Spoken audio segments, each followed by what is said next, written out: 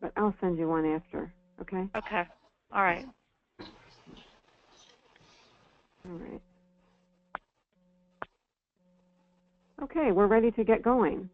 I just wanted to... Are you in charge of the screen, or? Yes. Okay. Yes, I am.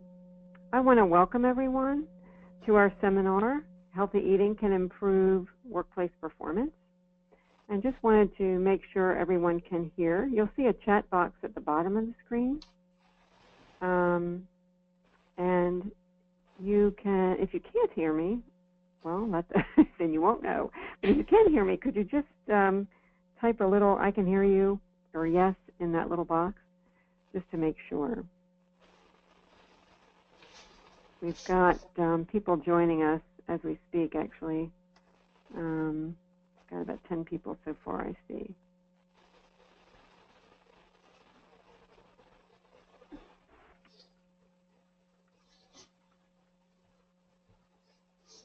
Okay, so we'll go ahead and get started. We are delighted to have Jill Tabak and Jen Ewing with us today for our HR30 webinar. Jill and Jen are health coaches who believe that healthy eating can fix most of the things that ail us. It's really nice to know. They run a proven weight loss and healthy eating and lifestyle modification plan that's administered online. It includes daily interaction, education, recipes, emotional support, and accountability. And it's all about eating real food to get real results. So I'm going to turn it over to Jen and Jill, who will talk to us about how to eat healthy food and feel better at work. Hey, Jen and Jill. Today, we'd like to share our philosophy that good nutrition and healthy eating really can improve workplace performance. We will describe why eating the standard American diet is really detrimental in the workplace, and how eating whole foods can help your employees lead happier, healthier lives and be more focused and productive at work. Healthcare, absenteeism, and presenteeism are three big workplace costs for employees, according to Stephen Aldana. Presenteeism is when an employee comes to work without focus and lacks the ability to get things done. Did you know that diet can positively or negatively influence all three of these workplace costs?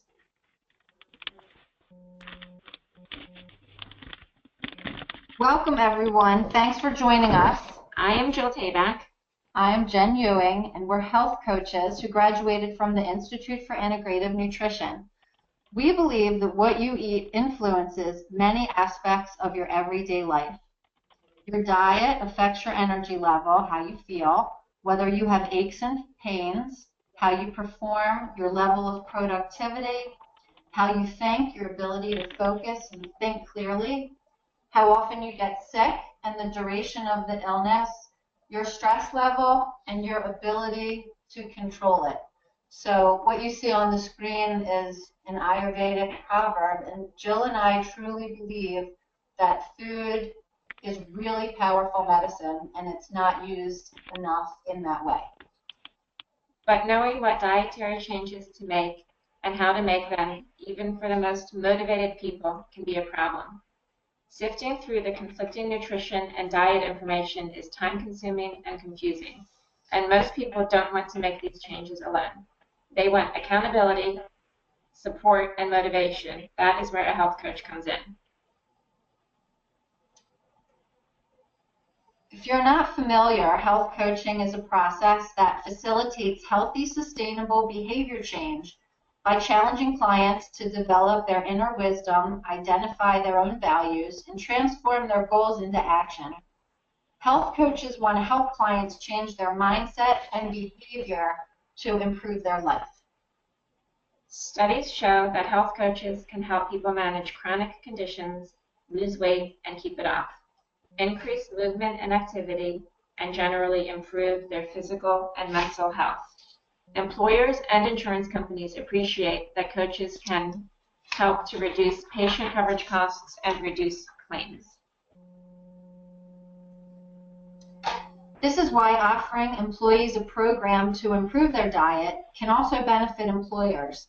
Not only could you see reduced claims and patient coverage costs, but you will get energized and productive employees and possibly a reduction in sick day usage, among many other things.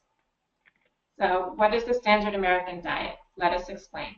Unfortunately, most Americans eat the standard American diet, consisting of a lot of meat, dairy, and saturated fats, as well as sugar and refined, processed, and junk foods, and little fruits or vegetables. How do you think you eat? Think about it. Do you think you eat the standard American diet, and how do you feel? Research studies have found potential links between the standard American diet and risks of many diseases and conditions. These lead to more health care, more absenteeism, and especially presenteeism, which we mentioned earlier as being without focus and lacking the ability to be productive and to get things done at work. I mean, as you can see, there are a lot of diseases and conditions on the slide, maybe that we never think about. For example, lower back problems, might not consider that something that could come with eating poorly, small stools, greater risk of enlarged prostate and heart attack. It's kind of shocking the things that can occur when you have a very poor diet. A diet high in sugar, processed foods, junk foods, and refined foods generally result in a person feeling sluggish and foggy-headed. This person probably has aches and pains that are falsely attributing to aging. Experiencing multiple energy crashes throughout the day is normal.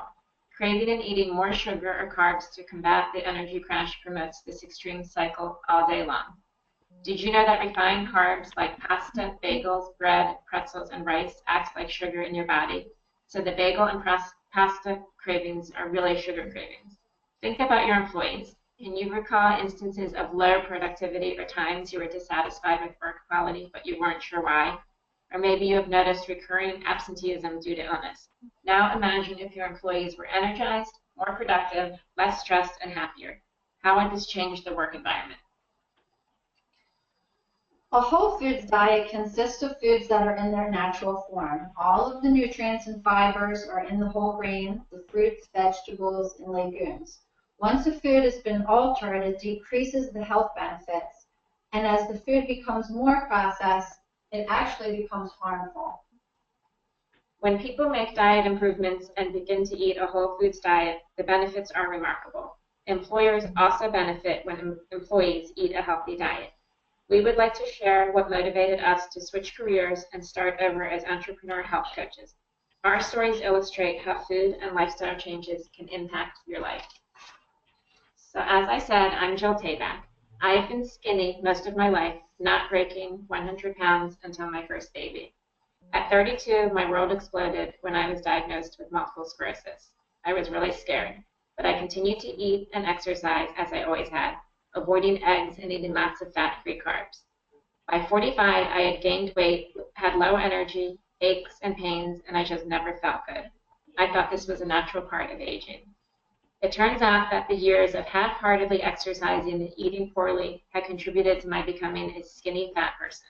This is someone who looks thin or even average, but has a relatively high amount of body fat and a low amount of muscle tone. So even though I appeared skinny, I was not healthy.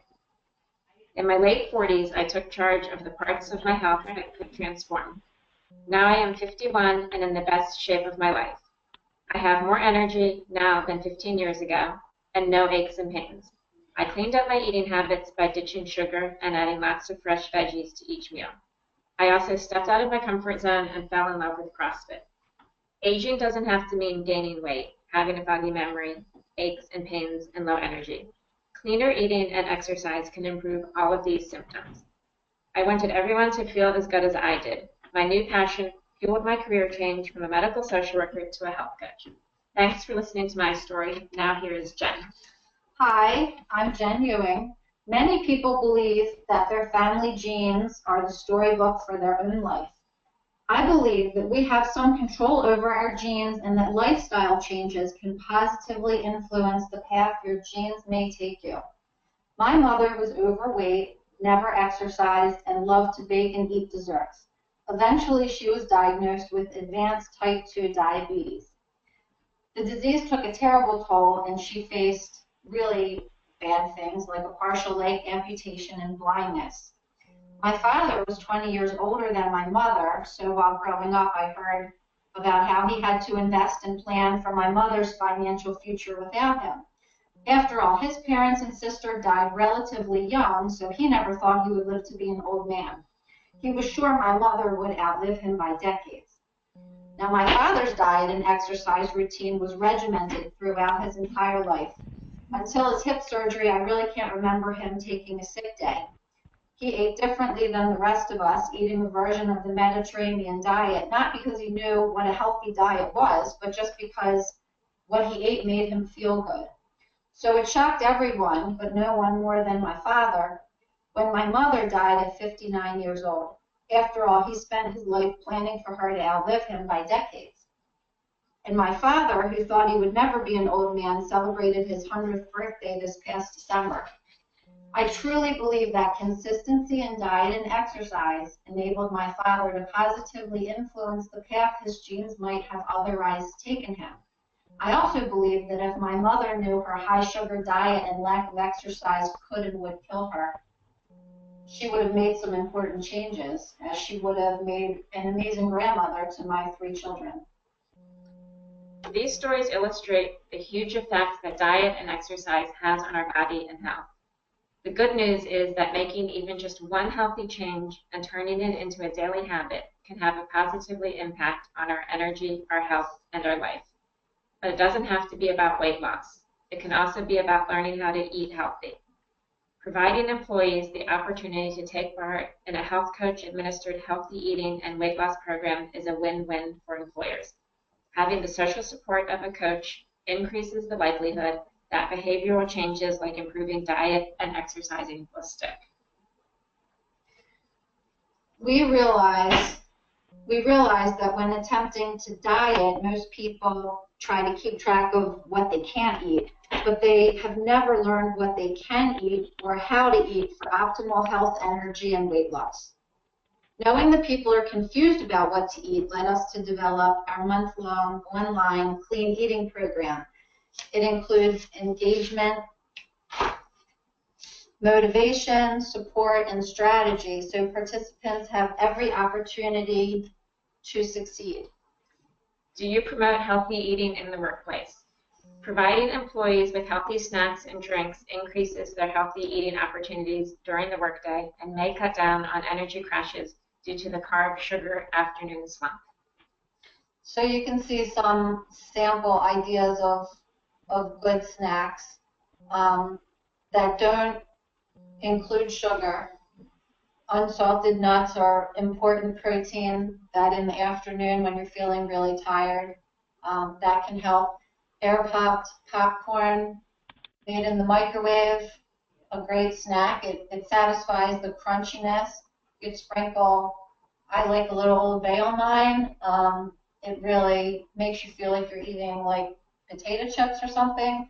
And drinking water is really, really important for energy. A lot of times people think they need caffeine when really they're dehydrated and they just need some water. So think about that. On the screen is a snapshot of our online MoJo Jumpstart program. We feel like our superpower and the thing that sets our plan apart is our extreme commitment to each client's success.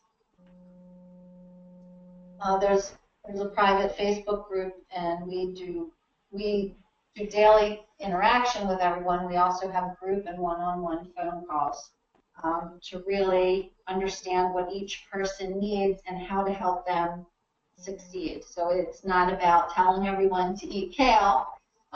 It's about knowing each person and what motivates them and how to help them.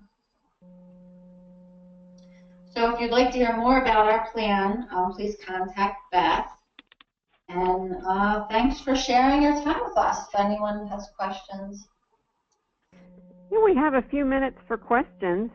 I wonder if anybody has any thoughts or ideas or questions for Jill or Jen. I do have a question about breakfast. Sometimes in the mornings it's just hard to set aside some time. What would you recommend for just like a quick, balanced breakfast out the door? Do you like eggs? I do. I usually just hold off on the weekends for those. Because maybe you could do a batch of hard-boiled eggs on a Sunday and then be able to have them already peeled and grab them on your way out the door. Or there's a lot of recipes online for in a jar, like making oatmeal. Yeah, overnight oats. You can do oatmeal in the jar. There's a bunch of different recipes online. You can make egg muffins if you have any time over the weekend. Right, and then portion them out and grab a couple on your way out the door.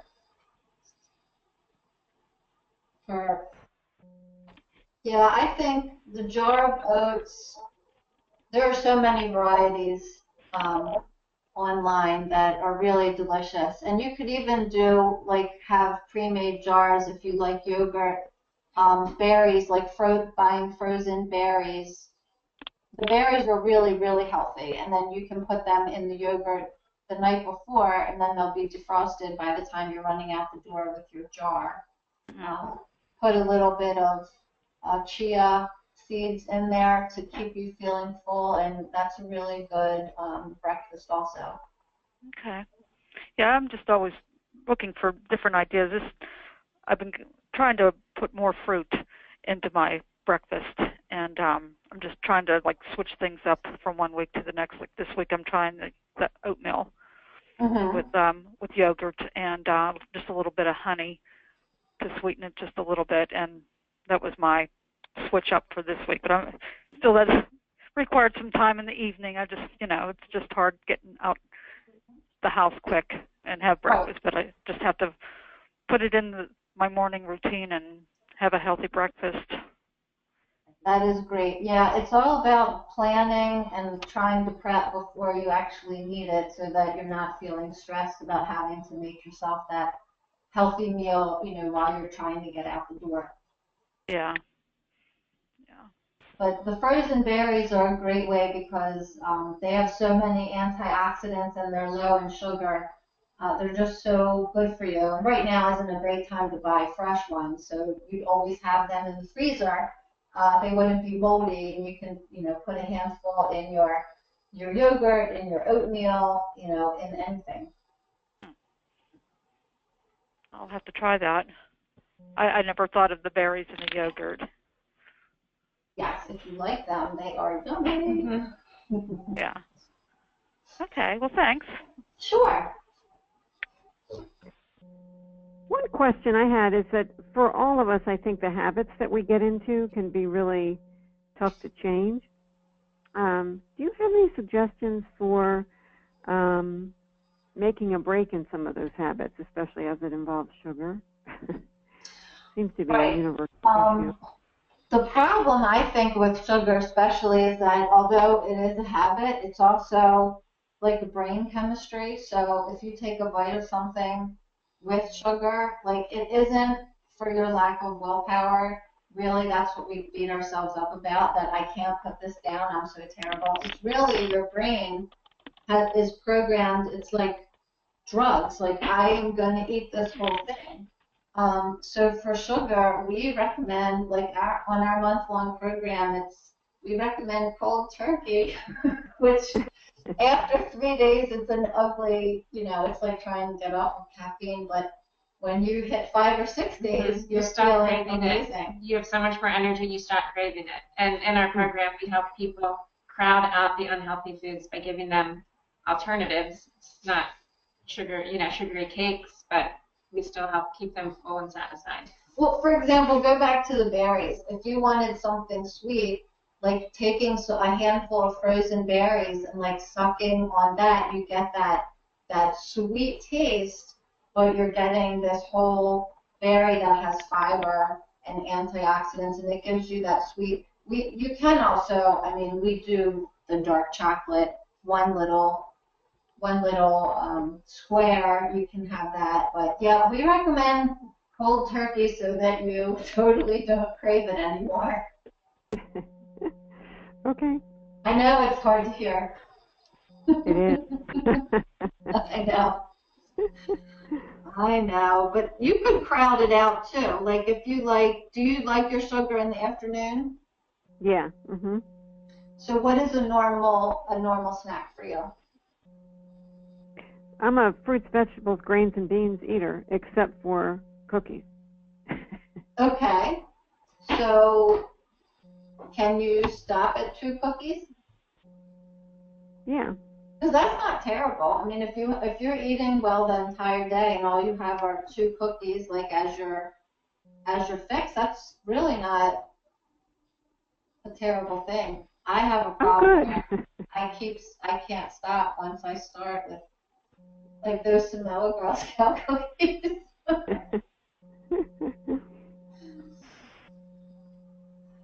Well, for the most part, I can stop at 2, unless it's, Girl Scout Thin Mints. Yeah, right, right.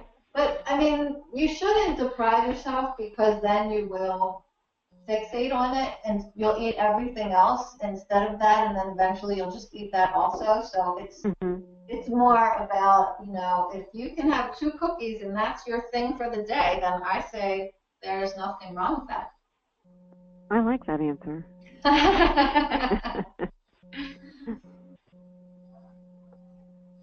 Does anyone else Right. have any questions? Any other questions, anybody? Okay. Well, if you have any questions that come up and you're interested in learning more about the MoJo Jumpstart Plan, my email and phone number is here on the screen. Please feel free to give me a call. And I want to thank Jen and Jill for talking to us about a whole foods way of eating today, and for all that learning about what a whole foods eating plan is all about. So thank you so much, and we look forward to having you all join us for our next HR 30, when we're going to talk about the millennial generation in the workplace. Okay. Okay. Thank you. all for joining us. Thank you. Thank you. Bye-bye. Bye. Bye.